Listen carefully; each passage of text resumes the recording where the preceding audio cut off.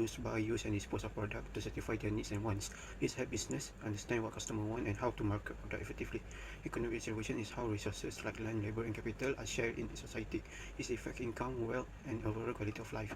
Studying books help us understand how people make decisions and how resources are shared fairly. This knowledge supports better business strategies and government policy to reduce inequality and improve living standards. Now we go to consumer behavior.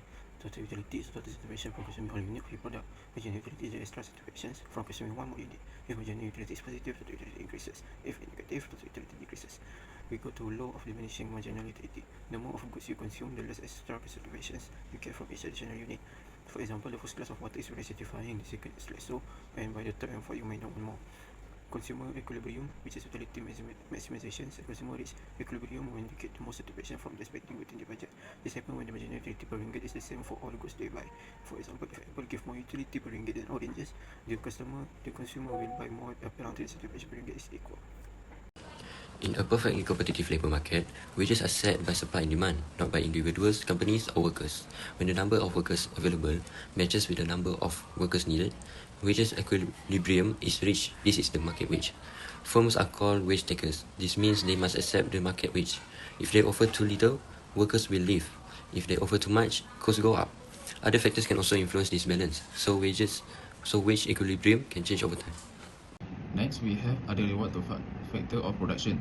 First is rent. Rent is the payment made for using land or natural resources, and it arises because the resources are fixed supply. There are two theories in about rent in microeconomics, which is the David Ricardo theory and the modern theory. And next is profit. Profit we have two: normal profit and economic profit. Normal profit is the minimum return needed to keep an entrepreneur in business, while economic profit is the extra income earned when revenue exceeds all costs, including opportunity costs. And lastly is interest. Role of interest in capital markets. Basically, interest is the reward for capital and plays a key role in the economy by influencing decision to save, borrow, or invest.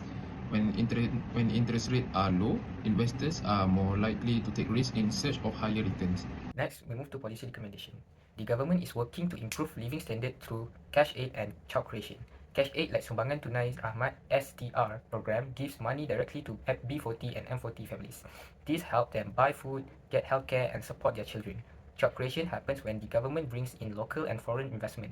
This creates more jobs, gives people better income, and help the economy grow. Government also focuses on promoting fairness and economic balance. This includes fair wages by updating minimum wage, protect workers' rights, and asking companies to show salary range in job ads. The way is through rent control. This helps keep housing affordable. Profit distribution is also important, making sure workers also enjoy company success. To sum up, understanding how people spend and how income is shared helps create fairer policies. Actions like better education and higher wages can improve lives. Real changes need long-term efforts.